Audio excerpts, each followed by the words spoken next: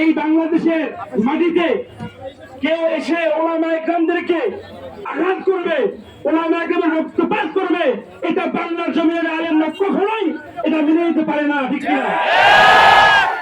আমরা এখান থেকে সতর্ক বার্তা দিতে চাই, যদি বাংলার জমিনে কোন প্রান্তে কোন আলেম ওলামা তাবলীগের সাথীর গায়ে একটি আঘাত আসে, বাংলার জমিন থেকে জাতপন্থী তাবলীগের চিহ্ন উঠাই দেওয়া হবে ইনশাআল্লাহ।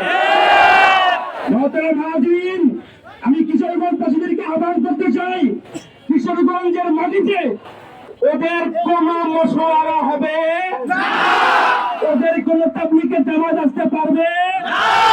আমরা খুনিদেরকে কিশোরগঞ্জের জমিনে দেখতে চাই না, ঠিক কিনা? ইনশাআল্লাহ আমরা এই বুদ্ধিকে থাকবো ইনশাআল্লাহ। কিশোরগঞ্জে কোন খুনির জামাত আসতে পারবে না ইনশাআল্লাহ।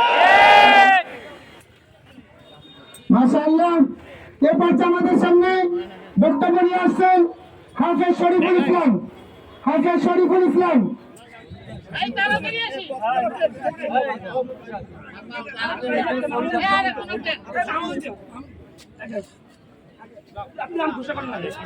আমাদের সামনে এরপর আলোচনা নিয়ে আসছেন মুফতি মাহমুদ ভাই। মুফতি মাহমুদ ভাই।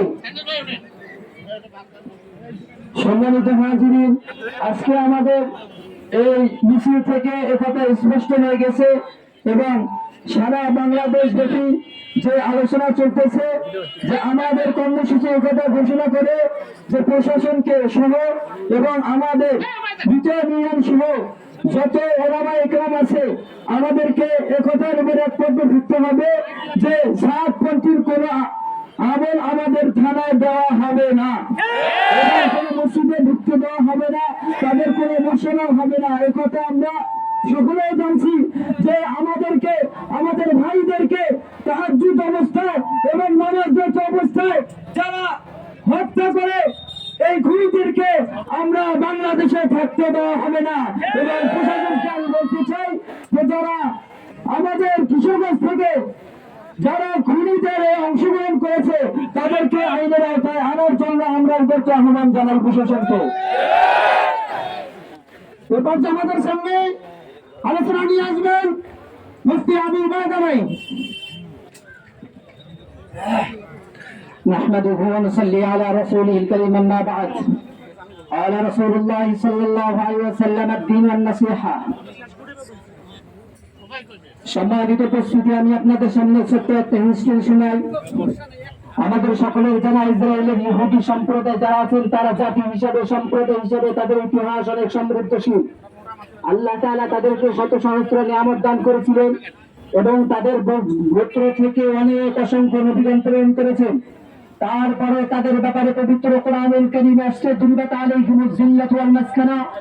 এই সমৃদ্ধশীল সম্প্রদায়ের ব্যাপারে আল্লাহ তাআলা কোরআনে কারীমের ভিতরে বলেন, যতদিন পর্যন্ত আসমান ঠিক থাকবে, যতদিন পর্যন্ত পৃথিবী ঠিক থাকবে, ততদিন পর্যন্ত এই ইহুদি সম্প্রদায়রা তারা লাঞ্ছিত, অপদস্থ, অপমানিত এবং বিকৃত হয়ে তারা পৃথিবীতে বেঁচে থাকবে।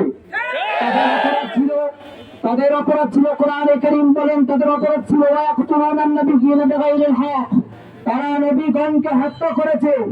আজকে আমি তাদের এই ইতিহাস তুলে ধরে বলতে চাই, ওলামায়ে কেরাম হইলেন নবীগণের ওয়ারিস, ওলামায়ে কেরাম নবীগণের উত্তরাধিকারী। আল্লাহ রাসূল বলেন আল উলামা ওয়ারাসাতুল আম্বিয়া।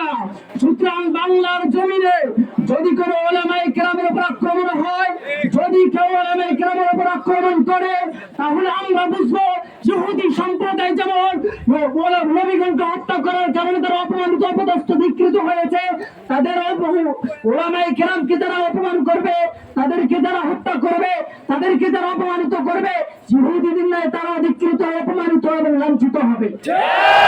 আজকে এই গণমিছিল থেকে আমি একটি বার্তা পৌঁছে দিতে চাই। এক নম্বর কথা হইলে যারা ওলামায়ে কেরামের বিরুদ্ধে যাবে তারা এই ইহুদি সম্প্রদায়ের দোসর হবে।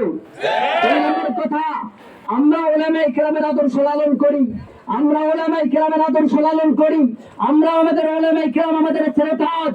সুতরাং আমাদের ওলামায়ে কেরাম সম্পর্কে যদি কেউ বিরূপ মন্তব্য করে, যদি কেউ তার বিরোধিতা করে, আমরা তার বিরুদ্ধে দাঁড়াই, আমরা তার বিরোধিতা করতে পারি।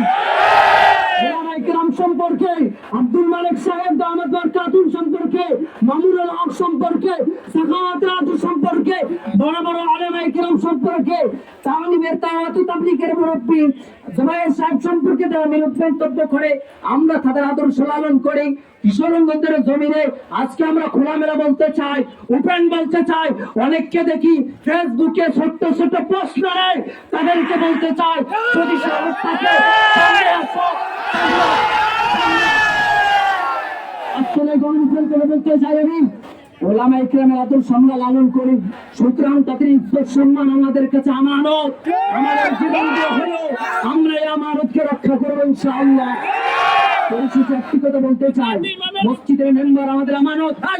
কথা বলুন কেন? আমরা বলতে চাই ওলামায়ে কেরামরা হইলেন এই দেশের ধারক বাহক। পৃথিবীর বুকে যত মসজিদ আছে সব মসজিদের মেম্বার হলে আমাদের কাছে আমানত, সব মসজিদ হলে আমাদের কাছে আমানত। এই মেম্বার থেকে ওলামায়ে কেরামের বার্তা এবং তাদের আদর্শ আমরা বিস্তার করতে চাই। যদি কেউ এখানে বিরোধিতা করেন তাহলে আমরা বলবো আপনি এই মেম্বারের আমানতের খেয়ানত করার কারণে আপনি তার যোগ্য না। বলতে চাই ওলামায়ে কেরাম আমরা মুসলিম, আমরা বিচ্ছেদ চাই না, আমরা বিভেদ চাই না, আমরা দূরত্ব চাই না। আল্লাহ রাসূল সাল্লাল্লাহু আলাইহি ওয়াসাল্লাম আমাদেরকে পরস্পর আন্তরিকতা, মহব্বত এবং ঐক্যতা শিখিয়ে দিয়েছে। সুতরাং সকলের প্রতি আমার উদাত্ত আহ্বান, আমরা দল মত নির্বিশেষে বিভেদ বিচ্ছেদ নয়, বরং এক এবং ঐক্য হয়ে দাওয়াত তাবলীগ হযরত ইলিয়াস রাহমাতুল্লাহি আলাইহির আদর্শকে আমাদের সমাজে প্রচার করতে পারি। এই বলে আমি আমার বক্তব্য শেষ করলাম। আসসালামু আলাইকুম ওয়া রাহমাতুল্লাহ। हटाओ साथ बचाओ देश, हटाओ साथ बचाओ देश। আমাদের সামনে আলোচনা নিয়ে আসছেন মাওলানা ওসমান গনি সাহেব। মাওলানা ওসমান গনি। আলহামদুলিল্লাহ নাহমাদুহু ওয়া নুসাল্লি আলা রাসূলিল কারীম। সম্মানিত উপস্থিতি, আমি আবু উবাইদা ভাইয়ের মুফতি আবু উবাইদা ভাইয়ের কথার সাথে একমত পোষণ করে আমিও বলতে চাই এই মসজিদের মেম্বারগুলো আমাদের কাছে আমানত। মসজিদের মেম্বার থেকে যদি খেয়ানতের কথা বাইর হয়, এই মসজিদের মেম্বার তাদের খাতার অধিকার নয়। আমাদের বাইতুল নূর মসজিদ পুরা থানার মেম্বারের আমানত আমাদের। এই মেম্বারে এইরকম ওলামা থাকবে, ছাত্রপন্থী আলেম থাকবে, তা কখনো হতে পারে না। আমরা অচিরেই এই বাইতুল নূর মসজিদের মেম্বার থেকে ছাত্রপন্থী আলেমকে বিতাড়িত করতে চাই এবং বিতাড়িত দেখতে চাই।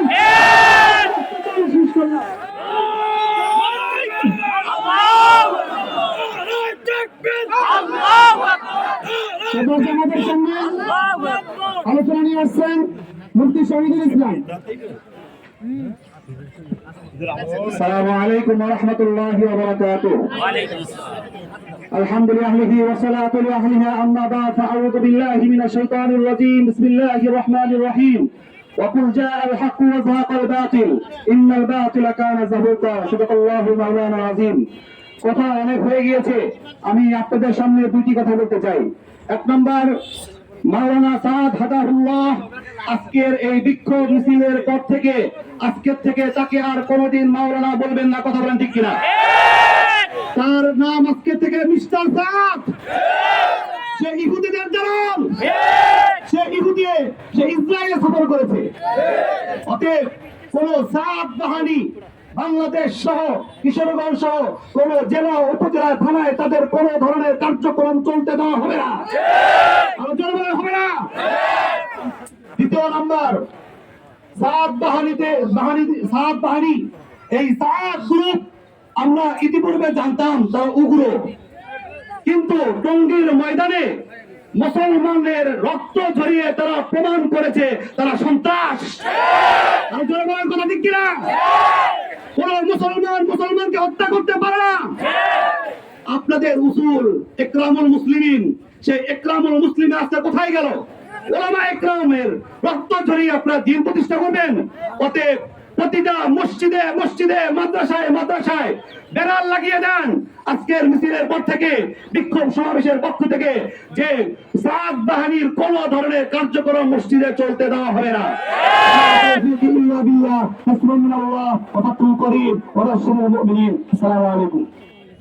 এরপর আমাদের সামনে আলোচনা নিয়ে আসছেন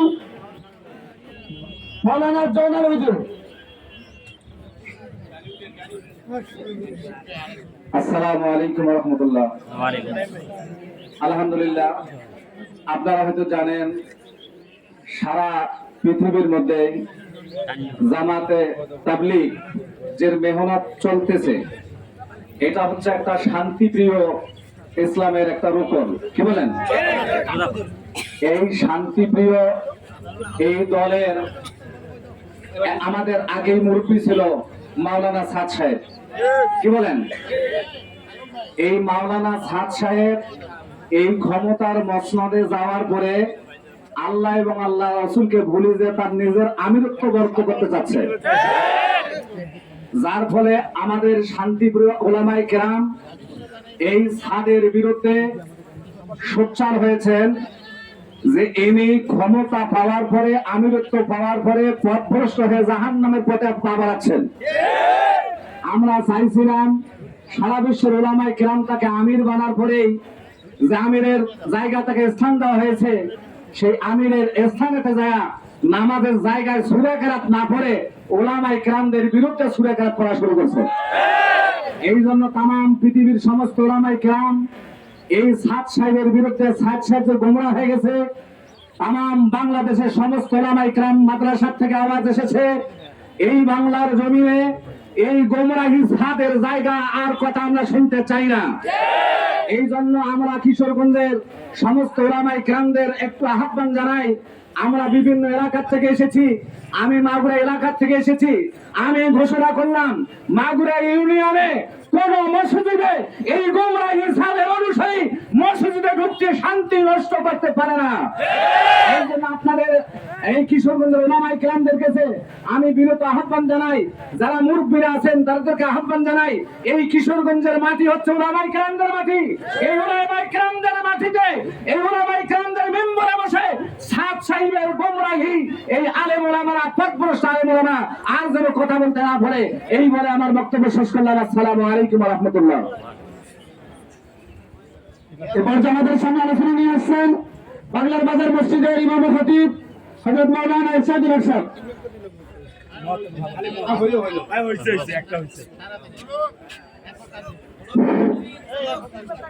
আলহামদুলিল্লাহ কাবা সালামুন আলা ইবাদিল্লাযিনা ইসতাফা আম্মা বাদ।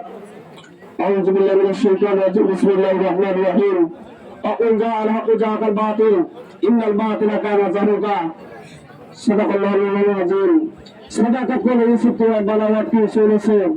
সম্মানিত তৌহিদি জনতা, আপনাদের কাছে আমাদের কিছু কথা, আপনারা সকলে আজকে আমাদের এই বিশাল বিক্ষোভ মিছিল দেখতে পাচ্ছেন। সকলের একটি উদ্দেশ্য যে তাবলীগ জামাতের মধ্যে ভণ্ড সাদিয়ানীরা এই দলকে দুইটা ভাগ করেছেন, একটা আলেমের জামাত, একটা হচ্ছে তাদের জামাত। একটু দুঃখের বিষয়, তারা বলে যে আলেম আমাদের সঙ্গে আছে, নাউজুবিল্লাহ। তারা কখনো নিজের যে একটা তাকওয়া, নিজের যে একটা পরেশগারি, এইটা কখনো তারা মানি নিতে পারে না।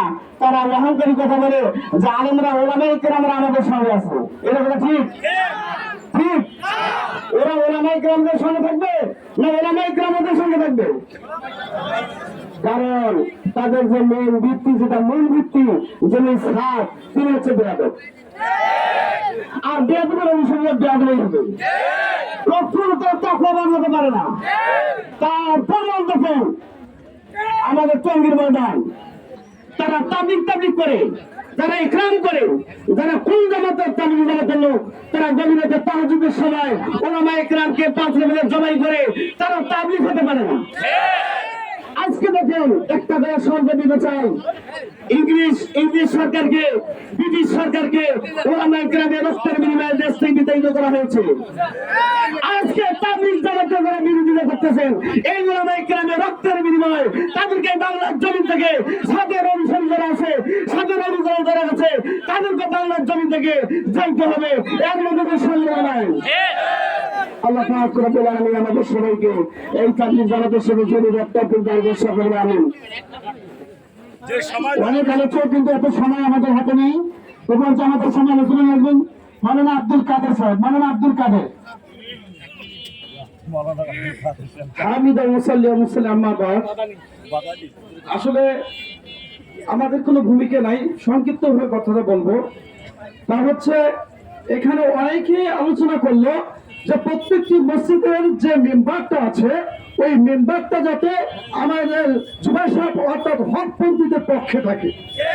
আমার এখানে একটা প্রশ্ন, সে প্রশ্নটা হচ্ছে ওই মসজিদের মেম্বারে ইমাম সাহেব থাকবে ভালো কথা, কিন্তু ওখানে যে কমিটি আছে, এই কমিটিরা যদি আবার যদি কিনা হকপন্থী না হয়, তাহলে আদৌ সম্ভব নয় ওই মেম্বারটা হকপন্থীদের পক্ষে।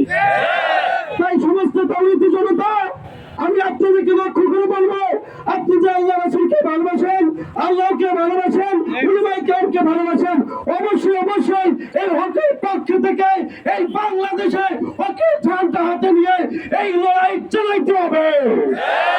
সম্মানিত উপস্থিতি, আমি এতটুকুই বলবো, আলেম মানুষ যারা আছেন অবশ্যই প্রত্যেকটি ইমামের, প্রত্যেকটি মসজিদের যারা কমিটি আছেন, কমিটিটা অবশ্যই সচেতন থাকবেন, যাতে করে আপনাদের এই মসজিদে কোনো সাতপন্থীরা এখানে স্থায়ী না পায়। এবার আমাদের সামনে বক্তব্য নিয়ে আসছেন সংক্ষিপ্ত সময়ে তোলাবা সংগঠনের সভাপতি মাওলানা আখতার সাহেব। মাওলানা আখতার সাহেব।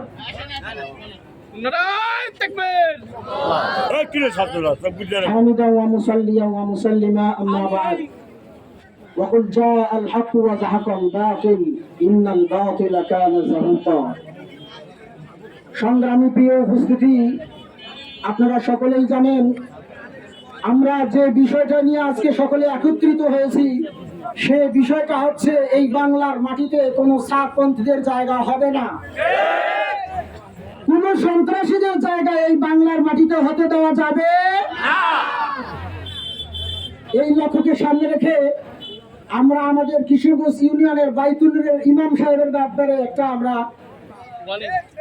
আমরা একটা ওয়ার্নিং হিসেবে দিতে চাই। সেটা হচ্ছে যে এই কিশোরগঞ্জ বাইতুলের ইমাম কোনোভাবেই যেন সাহায্যানি পন্থা অবলম্বন করতে ভবিষ্যতে না পারে, এজন্য আমরা সকলেই সচেতন থাকবো ইনশাআল্লাহ। এ ব্যাপারে আমরা কিশোরগঞ্জ তলাবা থেকে বাইতুল নূরের যে সমস্ত কমিটির ইন্দ্ররা আছে, ওদেরকে আমরা অলরেডি ওয়ার্নিং দিয়ে দিছি যে আগামী শাবান মাসের আগেই ইমাম সাহেবের ব্যাপারে সুস্পষ্টভাবে একটা সমাধান টানতে হবে। যদি টানা না হয় তাহলে ইনশাআল্লাহ রমজানের আগে আমরা এর থেকে আরো বড় একটা সমাবেশ করে ছাড়বো। এই ব্যাপারে আপনাদের সকলের সহযোগিতা একান্তভাবে কাম্য করছি। ওমা তৌফিক ইল্লা বিল্লাহ। আসসালামু আলাইকুম। এবার আমাদের সামনে আলোচনা নিয়ে আসছেন হযরত মাওলানা শহীদুল ইসলাম সাহেব হুজুর। হযরত মাওলানা শহীদুল ইসলাম সাহেব হুজুর। আসসালামু আলাইকুম ওয়া রাহমাতুল্লাহ। আমি আলোচনা লম্বা করতে চাই না, আমি আপনাদের একটা প্রশ্ন করব। সূর্য যখন ওঠে দিন হওয়ার মধ্যে কোনো সন্দেহ আছে? আর যেরকম দিন হওয়ার মধ্যে কোনো সন্দেহ আছে? সূর্য যখন অস্তমিত হয় তখন রাত হয়ে যায়, এর মধ্যে কোনো সন্দেহ আছে? কেউ যদি দিনকে দিন না মানে, রাতকে রাত না মানে, এটা আস্ত একটা পাগল কি পাগল না? যেরকম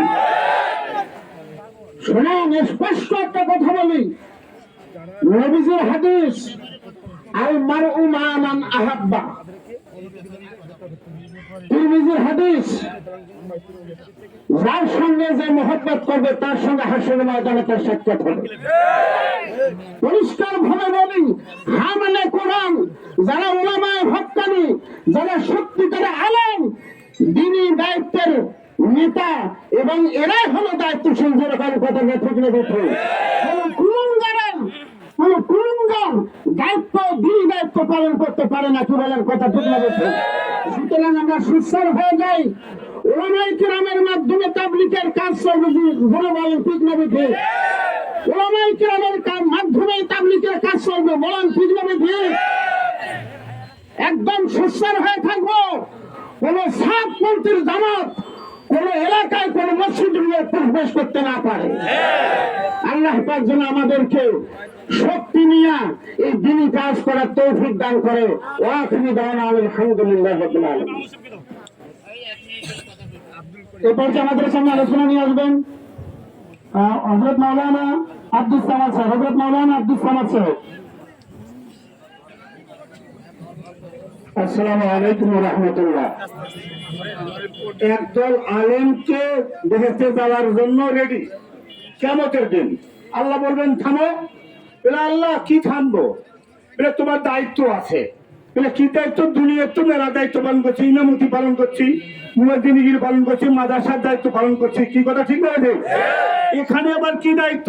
বলে তুমি যদি আগে জান্নাতে চলে যাও, যারা জাহান্নামী হবে তাদেরকে কে পার করাবে?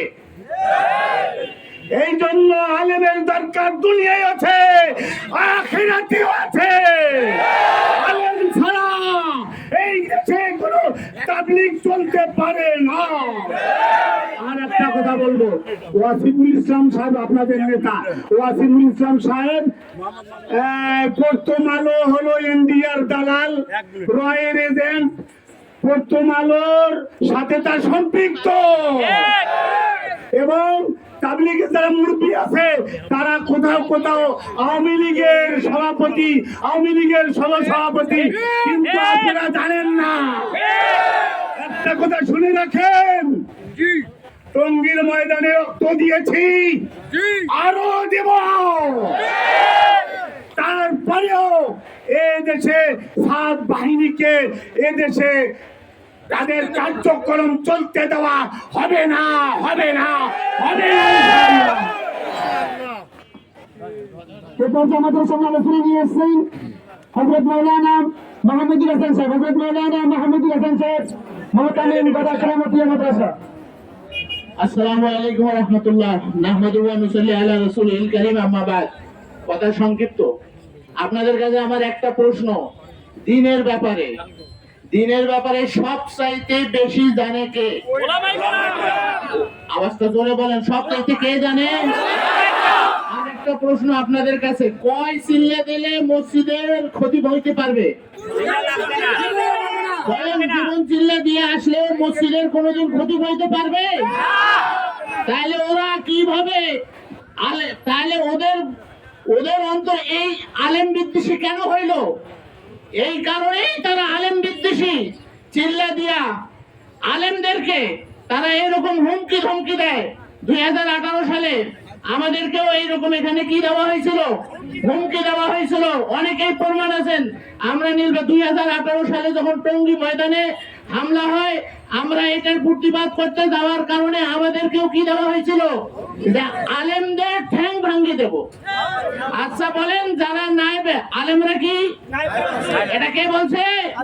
আল্লাহর রাসূল বলছে, আল উলামা ওয়ারাসাতুল আম্বিয়া। এই বাইতুন নূর মসজিদের মেম্বারে সাতপন্থীরা আসে বলে এই হাদিস নাকি জাল হাদিস, নাউযুবিল্লাহ বলে। তাইলে এরা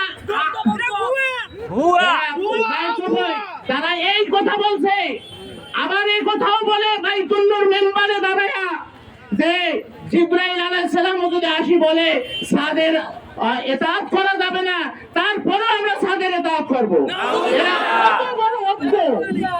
এই অজ্ঞদের দ্বারায় তাবলীগের দ্বীনের কাজ চলতে পারে? এই জন্য তাদের কার্যকলাপ আমরা দাবি জানাইতেছি। তারা আবার গত 17 তারিখ দিবাগত রাত্রে আবার টঙ্গীর মাঠে হামলা করে 4 জনকে শহীদ করছে, অসংখ্য অগণিতকে আহত করছে। আমরা তাদের দ্রুত বিচারের আওতায় দাবি আনার জন্য আমরা দাবি জানাচ্ছি। আর আমরা আপনাদেরকে আহ্বান করব, যারা এখনো সাতপন্থী আছেন তাদেরকে আপনাদেরকে আহ্বান করব, আপনারা ভুল বুঝুন, আপনারা এখনো ফিরে আসেন। আপনাদের রাস্তা খোলা আছে, আপনারা ভুল স্বীকার করুন। আসুন উলামায়ে কেরামের নেতৃত্বে আমরা আবার আগের মতো তাবলীগকে চাঙ্গা করি। তা না হলে আপনাদের এই তাবলীগ বাংলাদেশের মানুষ খাবে না, খাবে না, খাবে না। উপস্থিতি, এবার আমাদের সম্মুখে গুরুত্বপূর্ণ আলোচনা নিয়ে আসতেছেন মুফতি বিলাল আহমেদ সাহেব। মুফতি বিলাল আহমেদ সাহেব।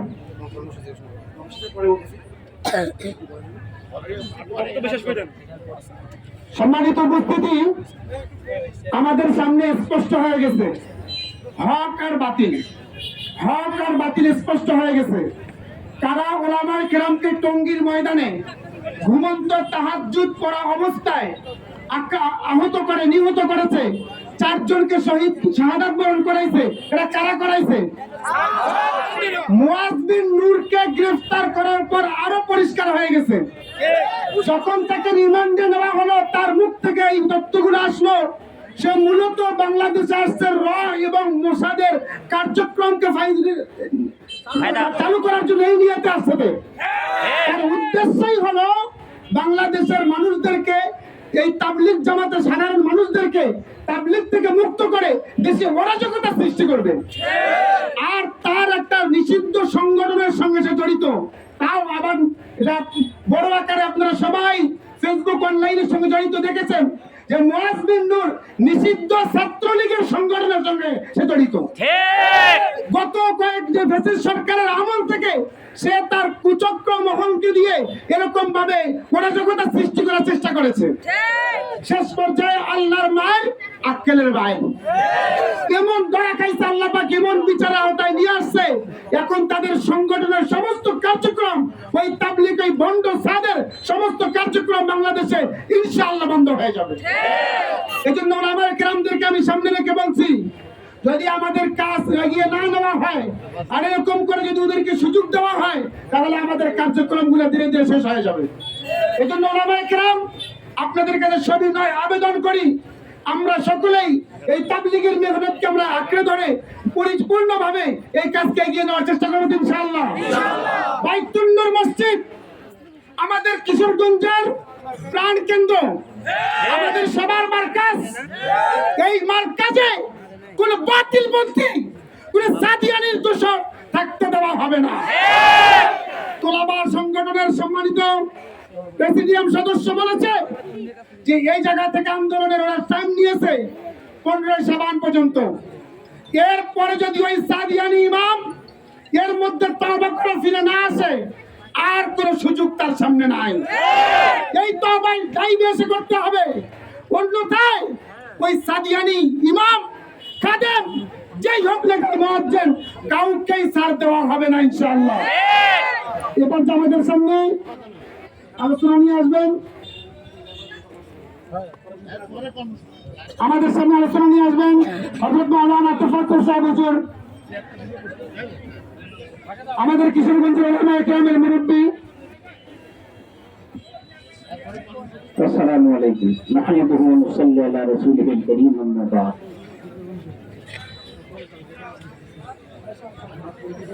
أعوذ بالله من الشيطان الرجيم. بسم الله الرحمن الرحيم. إنما يخشى الله من عباده العلماء. الآية. উপস্থিত সম্মানিত তৌহিদ জনতা, আল্লাহ পাক রব্বুল আলামিনের অশেষ মেহেরবানি যে আল্লাহ তাআলা কিশোরগঞ্জের মানুষকে এত ইসলাম প্রিয় তৌহিদি জনতা হিসাবে তৈরি করেছেন। আল্লাহ তাআলা যেন আমাদেরকে কিয়ামত পর্যন্ত বাতিলের বিরুদ্ধে কথা বলার মুখে দ্বারা তৌফিক এনায়েত করেন। এখানে সাদের বিরুদ্ধে কথা বলা হয়েছে, কিন্তু কি কারণে সাদের বিরোধিতা করি আমরা? আমরা সাদ সাহেবের বিরুদ্ধে কি জন্য বলি? দুই একটা কথা শুনে দরকার আছে। আমরা ভাই সকলেই জানি হেদায়েতের মালিক হলেন কে? হেদায়েতের মালিক আল্লাহ। এই কথাটা সবাই জানি, কিন্তু সাদ সাহেব বলেন যে হেদায়েতের মালিক আল্লাহ পাক রব্বুল আলামিন নয়। যদি হেদায়েতের মালিক আল্লাহ রব্বুল আলামিন হইতেন, তাহলে নবী রাসূলগণ কেন পাঠাইলেন? যেহেতু নবী রাসূলগণকে পাঠাইছেন, এই জন্য হেদায়েতের মালিক আল্লাহ পাক রব্বুল আলামিন নয়। নাউযুবিল্লাহ। তো যে ব্যক্তি এই কথার বিশ্বাস করবে সে ব্যক্তির ঈমান থাকবে না। সাদ হাদাল্লাহর ঈমান আছে কি? তার যারা অনুসারী তাদের ঈমান আছে কি? তার যারা ঈমান হয়েছে তার পিছনে নামাজ হবে কি? আপনারা বলেন, বাইতুল নূর মসজিদে আমরা 2-3 বছর আগে থাকি নামাজ পড়ি না। এটার জন্য আমি সম্মানিত কমিটি বিন্দুর কাছে আবেদন রাখবো, এতদিন হয়তো আমরা জানাই নাই, এখন আমরা জানাচ্ছি যে বাইতুল নূর মসজিদের ইমামের পিছনে উলামায়ে কেরামকে কারোই নামাজ হবে না। যারা সাত গ্রুপ করে তাদের পিছনে কারো নামাজ হবে না, হবে না, হবে না। এই কথা জানার পরে কমিটি বিন্দুর কাছে জোর ভাবে আমার আবেদন থাকবে, আমাদের উলামায়ে কেরামদের নামাজ পড়া এবং সাধারণ মানুষের নামাজ যেন সঠিক হয় এর ব্যবস্থা করতে সভাপতি, সেক্রেটারি এবং ম্যানেজিং কমিটির প্রতি আমার বিনীতভাবে নিবেদন থাকলো। 3 নম্বর কথা হলো, আমরা জানি কোরআন শরীফ যারা তেলাওয়াত করেন সবাই কি অর্থ জানেন? কোন মানুষ যারা হাফেজ, যারা হেফজ করে তারা কি কোরআন শরীফের অর্থ জানে? তাহলে আর সাদ হাদাল্লাহ বলেন, কোরআন শরীফের অর্থ না জানিয়া যদি কোনো ব্যক্তি পড়ে সে ব্যক্তির কবিরা গুনাহ হবে। কয়টা তাবলীগ ওয়ালা সূরা ফাতিহা, সূরা ইখলাস, আলাম তারা, কাইফা ফালা, এই কয়টা ছাড়া কয়টা সূরা জানে? তাহলে নামাজ কিভাবে হয়? তাহলে নামাজ কিভাবে হয়? মানে জানে না তার নামাজ হয় কিভাবে? তো এই রকম কথা বলার পরও তার সঙ্গে সম্পৃক্ত থাকাটা আমাদের কখনোই সম্ভব নয়। আল্লাহর রাসূল বলেছেন, আলিফ লাম মিম হরফ, আলিফ লাম মিম এইটাকে একটা হরফ বলে না, এটাকে 3টা হরফ বলা হয়েছে। যে ব্যক্তি বুঝি পড়ুক বা না বুঝি পড়ুক আলিফ লাম মিম পড়বে সে ব্যক্তির নামায় আমলের মধ্যে 30টা নেকি লেখা হবে। আর সাত কয় যে মানে বুঝি পড়তে হবে। আলিফ লাম মিমের অর্থ বাংলার কোন আলেম, পৃথিবীর কোন আলেম জানে না। তাহলে না জানার পরেও যদি পড়লে 30 নেকি হয়, সকলেই বলেন, তাহলে কি বলা যায়? সাতকে কি বলা যায়? আর একটা মাসলা বলার পরেই শেষ করব। সাত বলেন যে যাকাত ওয়াজিব হলে, যাকাত যেই সমস্ত মাদ্রাসায়, মসজিদ, মাদ্রাসায় ইতিমখানা আছে, লিল্লা বোর্ডিং আছে বা এমনি এতিম আছে, তাদেরকে যাকাত দিলে যাকাত আদায় হয়ে যাবে। আর সাত মানুষকে গোমরা করার জন্য বলেন যে কোন মাদ্রাসায় যাকাত দিলে যাকাত আদায় হবে না। বাংলার কোন আলেম, পৃথিবীর কোন আলেম এই মাসালাটা বলেন না, কিন্তু তিনি বলেন বাইতুল নূর মসজিদ আমাদের আছে, বাইতুল নূর মসজিদের ইমাম সাহেব বেতন নেন কি নেন না বলেন তো? বাইতুল নূর মসজিদের ইমাম সাহেব বেতন নয়, মুয়াজ্জিন সাহেব বেতন নয়, সবাই বেতন নয়, কমিটির মানুষ বেতন দেয়। উনি বলেন যে মাদ্রাসা মসজিদের ইমাম সাহেব, মুয়াজ্জিন সাহেব, মাদ্রাসার হুজুর যদি বেতন নেয়, এই হুজুরের ঘর ওই মহিলার, ওই হুজুরের ঘরে আগে ওই মহিলা জান্নাতে যাবে, যে বেশ্যা মহিলা সে জান্নাতে যাবে, হুজুররা যাইতে পারবে না। এই জন্য আমরা এই কিছু বিভ্রান্তিকর মাসালা আছে যেগুলো শোনা আমাদের দরকার, আমরা আমাদের ইমাম সাহেবের কাছ থেকে শুনে নেওয়ার জন্য চেষ্টা করবে ইনশাআল্লাহ। বিশেষ করে আজকের মাহফিলের মিছিলের পূর্বে আমাদের প্রশাসনের ভাইরা সহযোগিতা করেছেন, আমরা তাদের প্রতি শ্রদ্ধা এবং স্নেহ জ্ঞাপন করছি। আল্লাহ তাআলা তেনাদেরকে যেন সাজায়ে খায়ের আখিরাতের মধ্যে দান করেন। আমিন।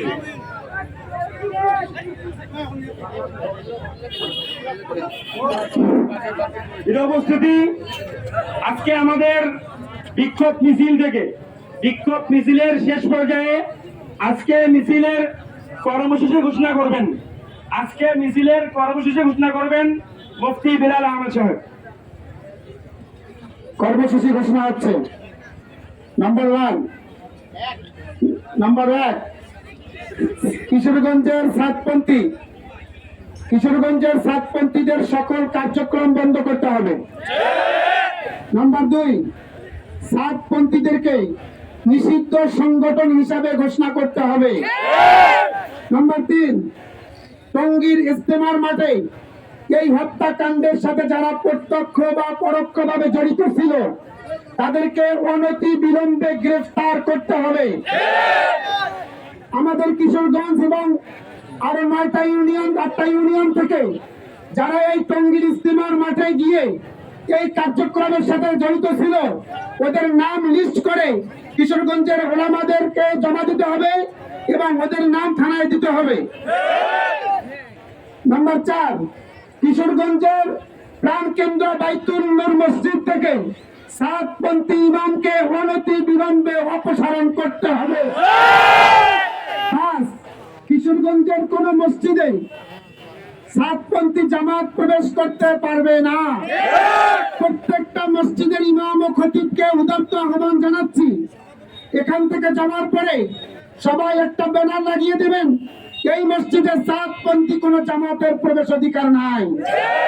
যদি কেউ ঢোকে কিছু হলে আমাদের করার কিছু নাই। নাম্বার 6 উল্লেখিত দফাগুলো অতি দ্রুত কার্যকর করতে হবে, অন্যথায় ওলামায়ে কেরাম আরো বড় কর্মসূচি ঘোষণা করতে বাধ্য হবে। ভাই এখন দোয়া হবে, একটা এলান শুনি। আগামীকাল সকাল 9টায় নীলফামারী ডিসি অফিসে বিক্ষোভ মিছিল হবে এবং স্মারকলিপি প্রদান করা হবে। এই জন্য আমরা আগামীকাল সকাল 9টার সময় নীলফামারী জোর দরগা মার্কাজ মসজিদে আমরা একত্রিত হব এবং ওখান থেকে মিছিল বাইর হয়ে ডিসি অফিসে আসবে। ডিসি অফিসে স্মারকলিপি প্রদান করা হবে। এই জন্য নীলফামারী থেকে আমাদেরকে বলা হয়েছে কিশোরগঞ্জ থেকে যেন আমরা সবাই যাই কালকে ইনশাআল্লাহ 9টায় আমরা একত্রিত হব জোর দরগা মাদ্রাসায়।